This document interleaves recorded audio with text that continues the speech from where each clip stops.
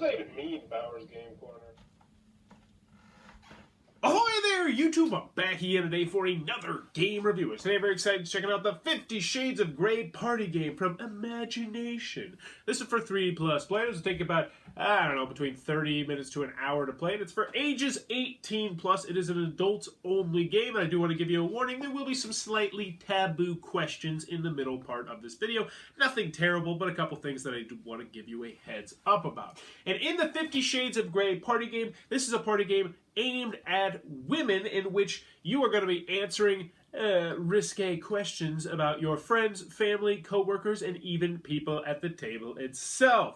It's a party game trying to capitalize on the 50 Shades of Grey fad, movie, book, whatever. Doesn't do a good job of doing that. Let's open it up and I'll tell you what I think. Alrighty then, we're going to take a look at what's trying to get inside of the 50 Shades of Grey party game. Reveal your inner goddess. So, first and foremost, you are going to get your handy-dandy little rule sheet. It is one page, single-sided, no pictures or illustrations, but it's very well done. It should have you up and running in no time at all. Very simple game. I can also teach you how to play right now. So, in 50 Shades of Grey, you are going to be trying to get 20 of these inner goddess tokens, or you're going to get as many as you can before they run out if you're playing with a really high player count.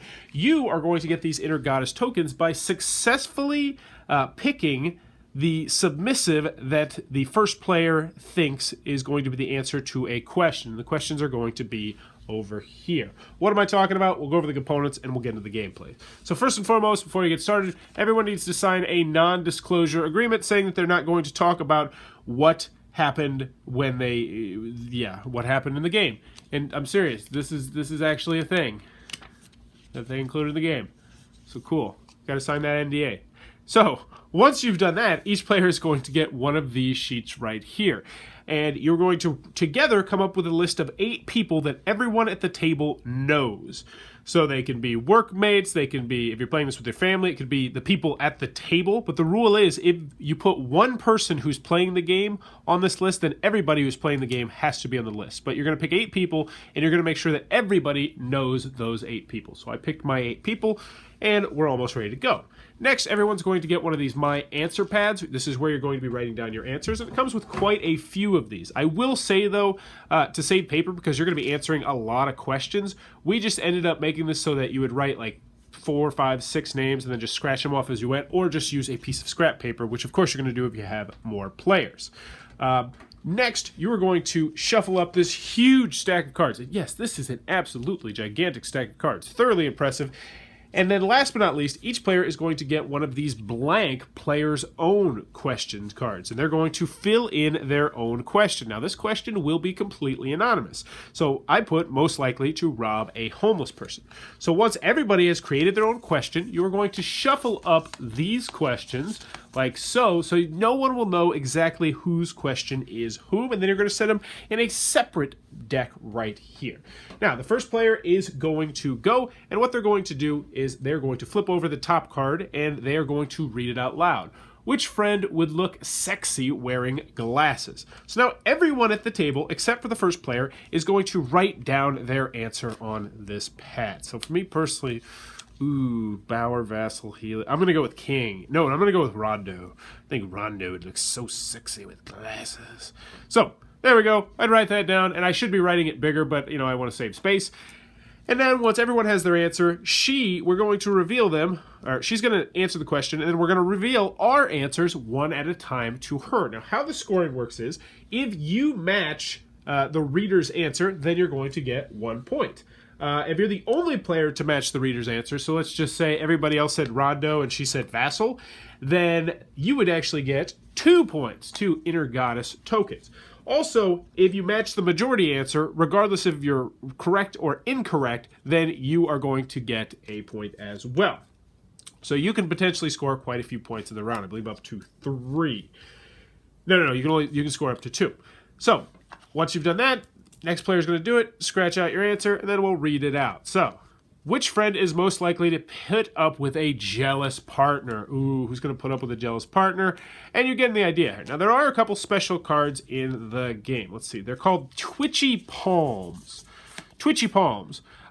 Which girlfriend is most likely to report a man for perversion if he showed her a room full of bondage equipment? Yeah, interesting questions. We'll read some of these questions afterwards because I know you're wanting to know what those are. But what's going to happen is this just means it's worth double points. So if you get it correct, it's worth 2 points. If you're the only person to get it correct, it's worth 4 points, so on and so forth. Now, those special cards we talked about that you're going to fill in your own answer, if someone's ever feeling frisky, then what can happen is you flip over one of these questions and then you answer this question. The points still stay the same, but whoever wrote the question does remain completely anonymous.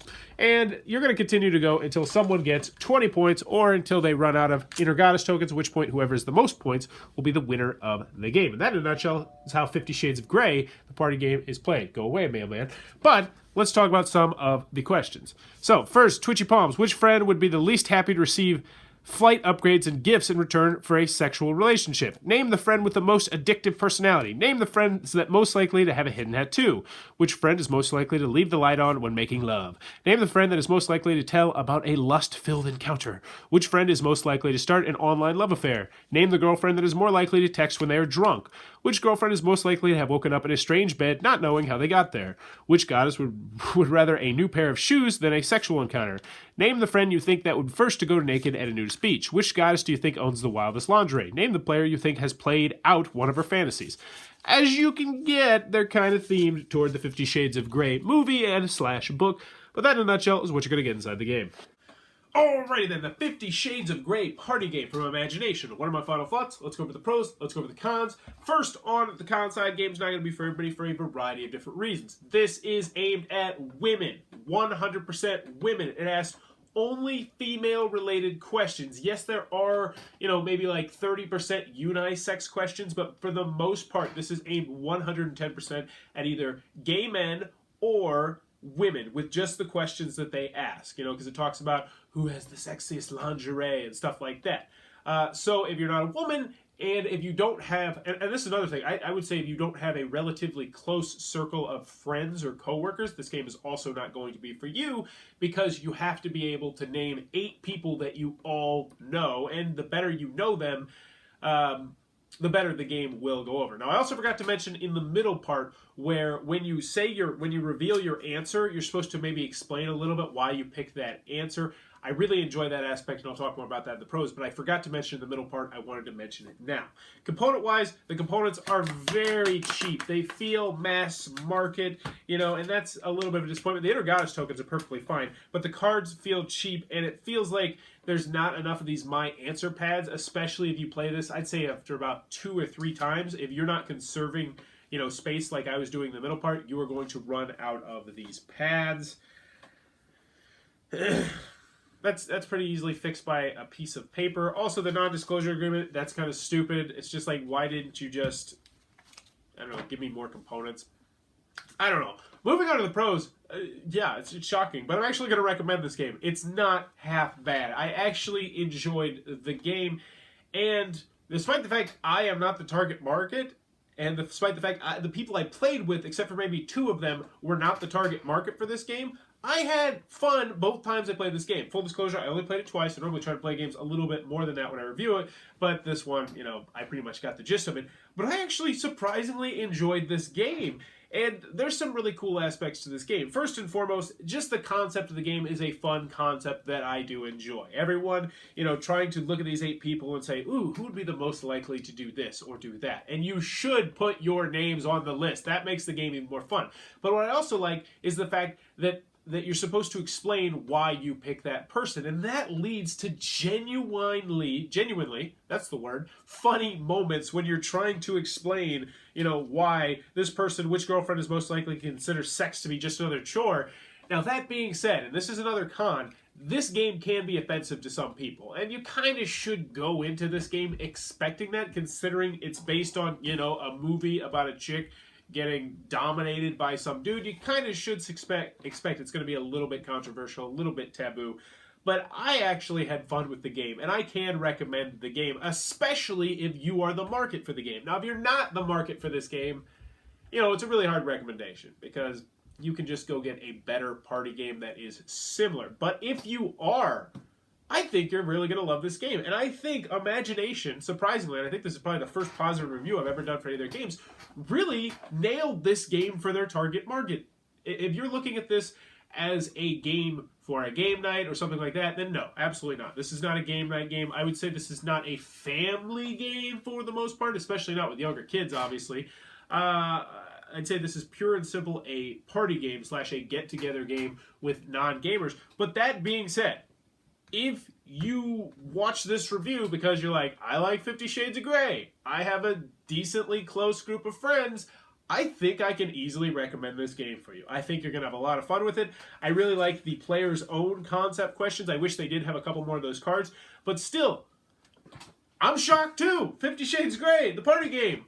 I can recommend this if it looks like it might be for you. Yeah, it wasn't actually too bad. Now, am I going to keep it? No, probably not, just because I'm not the target market. But if they made one of these for me, like if it was a 50 Shades of Brown and it was all for dudes, I'd be interested, because it was legitimately fun.